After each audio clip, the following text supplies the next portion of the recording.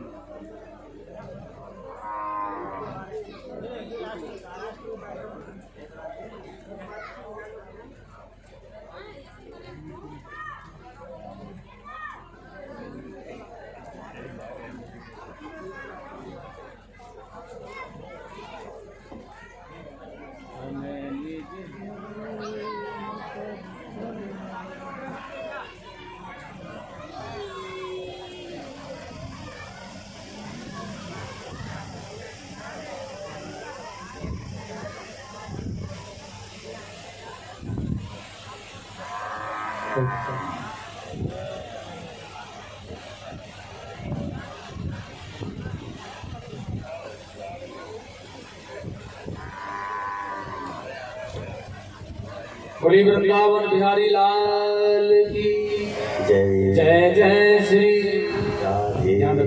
भोजन करने का प्रणाम, पठन पाठन करने का प्रणाम, मैथुन क्रिया करने का प्रणाम, निंद्रायाम हरते लक्ष्मी, निंद्रा देवी को बुलाने का प्रणाम। कभी भी लक्ष्मी माता नहीं निवास कर सकती है। ये चार कार्य हमें नहीं करने चाहिए संध्या के प्रेयर। भगवान का भजन करो, टहलो, कीर्तन करो, सत्संग करो, ज्ञान अर्जित करो। ये भूल माता दीदी ने की है। दुष्ट संतान होने का भय है, इसलिए पतिव्रता है, सती है, अपने सतत्व और पतिव्रत धर्म से धारण कर लिया, मैं ऐसे पुत्रों को कदापि जन्म नहीं दूंगी। और 100 वर्ष हो गए गर्भ धारण करते हुए प्रसव नहीं होने दिया, मैं ऐसे पुत्रों को जन्म दूंगी ही नहीं। वो तो माता सती है, पतिव्रता, सती तो है। ब्रह्मा जी ने देखा देवताओं के सिंहासन हिलने लगे, गर्भ में रहने पर ऐसी क्रियाएं हैं, समुद्र में ज्वार भाटा आ रहा है, माता पृथ्वी कांप रही है, देव लोग बड़े भयभीत हो रहे हैं। गर्भ में रहने पर यह क्रिया है, प्रकट होने पर क्या होगा? ब्रह्मा जी ने कहा कश्यप जी से अपनी पत्नी से को प्रसव होने दिया जाए, भगवान नहीं होगा। ब्रह्मा जी ने कहा जाकर कह दो तुम्हारा जो पौत्र होगा वह भगवान का बहुत ही भक्त होगा। कश्यप जी ने तुरंत आकर के कहा देवी दिति, हाँ भगवान, मुझे वरदान मिला है तुम्हारा जो पौत्र होगा ना वो भगवान का बहुत ही बड़ा भक्त होगा। और जैसे ही माता देवी ने सुना मेरा पौत्र होगा तो भगवान का बहुत बड़ा उपासक श्रेष्ठ होगा, जो अपने पिता दादा परदादा सभी को नरकों की बहन पीड़ा से निकालता हुआ ले जाएगा, सबको पार कर देगा, ऐसा भक्त होगा। लेकिन भक्त कब होगा? जब पुत्र होगा। माता दिति ने प्रसव होने दिया, पुत्र, और देखिए जब पुत्र हुआ तो हिरण्यकश्यप और हिरण्याक्ष ये मत वाले हुए, बहुत आताताई पापी हिरण्याक्ष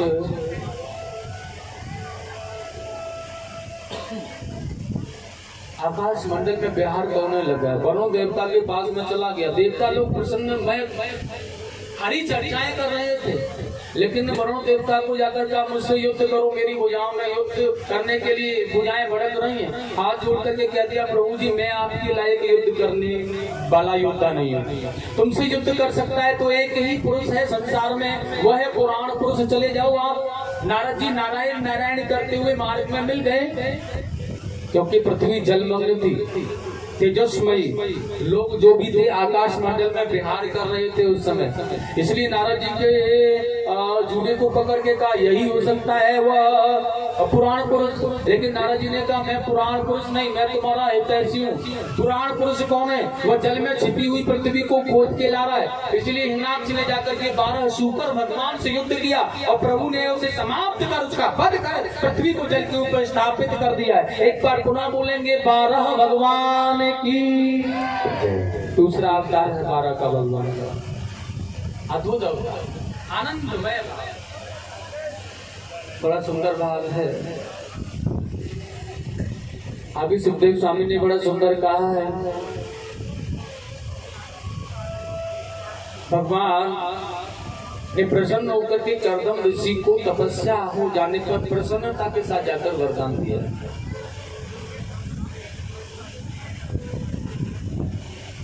क्या चाहते हो तुम? मन में है तपस्या से प्रसन्न भगवान होंगे ना, तो पिताजी की मन की इच्छा को पूरा करने के लिए विवाह करने के लिए कहूंगा।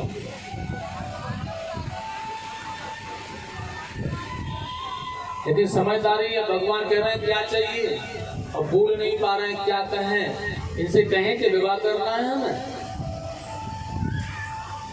आज के जमाने में अगर ऐसी वासनाओं को पल मात्र में पुत्र पुत्रियां कह देते हैं पिताओं के सामने, पिता के सामने चर्चा की जाए ये जगत पिता है, इनसे कहूं कि मुझे विवाह करना है। भगवान ने कहा हम तुम्हारे मन की बात जान रहे हैं, इसलिए सुनो, आज से ठीक तीसरे दिन तुम्हारे आश्रम पर मनु जी अपनी पुत्री को लेकर आएंगे, देवहूति को विवाह कर लेना उनके साथ। यही मन में है ना? कर्दम ऋषि ने पैरों को पकड़ लिया, भगवान ऐसा मैंने कब कहा? भगवान ने कहा हम जान गए यही मन में है। कर्दम ऋषि ने कहा तो फिर सुनो, मेरी एक शर्त और है प्रभु, मुझे एक वरदान और दे दो। अगर मैं विवाह करने का इच्छुक हूँ, आपने मुझे विवाह करने के लिए कह दिया है, तो सुनिए आप मेरे यहाँ पुत्र बन करके आए। भगवान ने कहा तथास्तु। मन स्वयं का कहा किसी और ने, और देखिए डबल भगवान से कह दिया सुनो आप जब कह ही रहे हैं ना, तो फिर मेरे यहाँ पुत्र बन करके आना पड़ेगा, तो विवाह करने के लिए तैयार हूँ। भगवान ने कहा तथास्तु, ऐसा ही होगा। अब इन्हें पता है कि शादी वाले आएंगे, इसलिए सुंदर संयोजित किया आश्रम को, बहुत अच्छा। 3 दिन का समय मिल गया है। अरे जो तुम्हारा पिछले 3 दिन में बहुत कुछ कर लिया इन्होंने।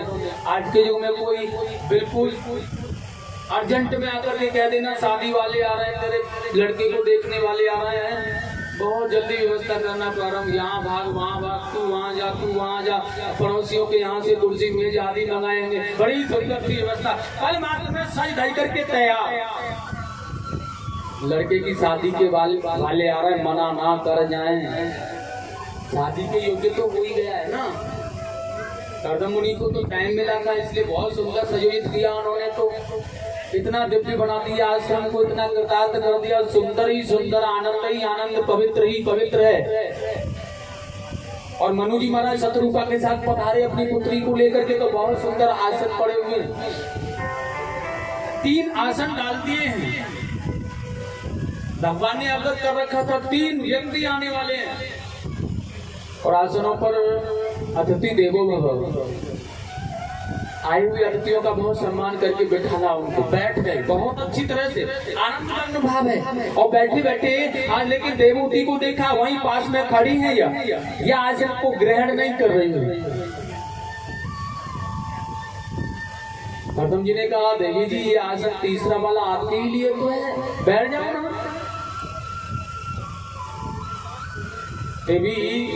देवहूति फिर भी खड़ी रही। कर्दम जी ने कहा, यह आसन आपके लिए, बैठ जाओ, बैठो ना, बैठ जाइए, ग्रहण करो आसन। सुखदेव स्वामी ने कहा, राजा परीक्षित ये आसन पर क्यों नहीं बैठ रही हैं देवहूति? पता है क्योंकि वह देवहूति कहते किसे हैं, वो पवित्र सतबुद्धि जो होती है ना हमारी, उसे देवहूति कहा जाता है, जिसको देवताओं को बुलाने का सामर्थ्य जिसके अंदर है, पल मात्र में वो सब जानने वाली है, ऐसी सतबुद्धि को देवहूति कहते हैं। और वह देवहूति ने यह जान रखा है, मान लिया है कि यही मेरे पति होंगे निश्चित। यहाँ आश्रम पर और दूसरा कोई भी व्यक्ति नजर नहीं आ रहा, इसलिए यह सेवा इन्हीं के हाथों से की हुई है। और मैं इनके द्वारा बिछाई आसन पर बैठ जाऊंगी तो नरक में जाना पड़ेगा, कोई भी नहीं रोक सकता, स्वयं का मन। महापुरुषों ने कह दिया, सुनो, जब विवाह होने से पहले पति मान ही लिया है तो फिर ऐसा शास्त्र का विधान है, जो पत्नी पति की आज्ञा का पालन नहीं करती उसे भी नरक में जाना पड़ता है। और यह कर्दम ऋषि बार बार कह रहा, देवी बैठ जाओ, देवी पधारो, देवी आसन ग्रहण करो, देवी आसन ग्रहण करो, देवी आसन ग्रहण करो, लेकिन ये आसन पर नहीं बैठ रही है, पति की आज्ञा की अवहेलना उसे ठुकरा रही है, तो नरक में नहीं जाना पड़ेगा क्या? अब तो इधर भी नरक और इधर भी नरक, इधर कूद जाए तो खाई गहरी है, इधर कूद जाए तो कुआं है, मरना दोनों तरफ। ऐसी अवस्था में क्या करें? बड़ी सुंदर कथा चल रही थी पीछे ही। मैंने पूछा, मैया क्या किया जाए? अब आसन पर बैठेंगी तो भी नरक में जाना है, आसन पर नहीं बैठेंगी तो भी नरक में जा रहा है। माता जी ने कहा, फिर जब आसन पर बैठ कर ही नरक में जाना और बिना बैठे भी नरक में जाना है तो फिर आसन पर बैठ कर तो जाओ, आनंद लो। पति देव ने सेवा की है भाई, आखिरकार पति ने बिछाया है आसन को, उसका आनंद तो ले लें। लेकिन देवहूति की क्या कर रही है? देवहूति का क्या मन है? देवहूति ने देखा है पति देव की आज्ञा है, बैठ जाओ, आसन इन्होंने बिछाया है, बैठ नहीं सकती हूँ, आग्रह बार बार कर रहे हैं, इसलिए उस आसन के पास जमीन पर नीचे बैठी और अंगुष्ठ का नाखून उसे लगा दिया। यह मुझे स्वीकार है पति देव, स्वीकार है मुझे स्वामी, लेकिन तुम्हारे द्वारा सेवा है इसे मैं स्वीकार नहीं कर सकती, तुम्हारे द्वारा बिछाई हुई आसन पर कैसे बैठूंगी मैं? देवहूति है। आज के जमाने की देवहूतियां कैसी?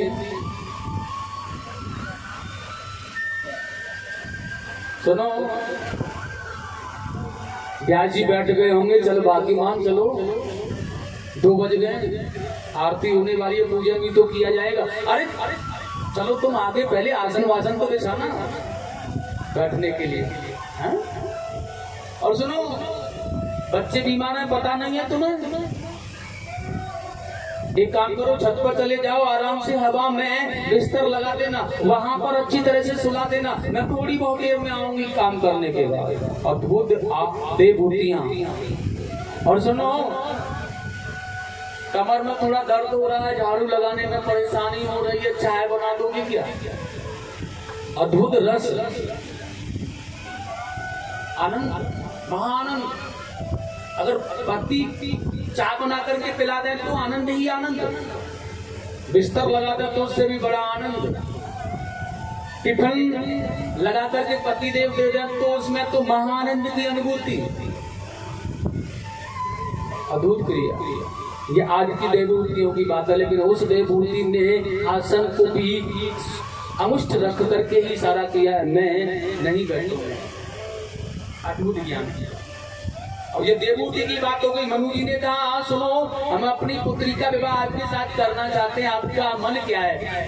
अब देवभूति को तो देख ही लिया है, कर्दम को भी देखो वो कैसे। उन्होंने एकदम से कह दिया सुनो ठीक है, हम विवाह करने के लिए तैयार हैं, लेकिन एक सतपुत्र होने के बाद संन्यास लेकर के वन में चले जाएंगे। तो शादी, अभी शादी नहीं हुई, शादी की बातें की जा रही है। लड़के को बुलाया है, बुलाओ। लड़का आपको बुला करके कहा क्या करते हो, कैसे रहते हो, कहाँ जाते हो, क्या करते हो, कहाँ क्या होता है। लेकिन लड़का कहने लगा सुनो शादी तो कर लूंगा, लेकिन शादी होते ही एक पुत्र होगा, जैसे संन्यास लेकर वन में चला जाऊंगा। अगर आज की दुनिया में ऐसा कह दिया जाए तो क्या करेगा? भाई पिता बहन सब खड़े हो जाएंगे, संन्यास ही लेना है तो विवाह क्यों, लड्डू क्यों फूट रहे मन में, संन्यास ही ले ले, चले जाए। लेकिन वहाँ गौतम जी ने कहा संन्यास ले लूंगा एक सत्पुत्र होते ही। अगर आपकी पुत्री को मन है, इसमें भी स्वीकार है, तो फिर कोई मुझे आपत्ति नहीं है। मनु जी ने तो देखा पुत्री की तरफ, ये तो संन्यास की बात विवाह से पहले ही कर रहे हैं या विवाह, लेकिन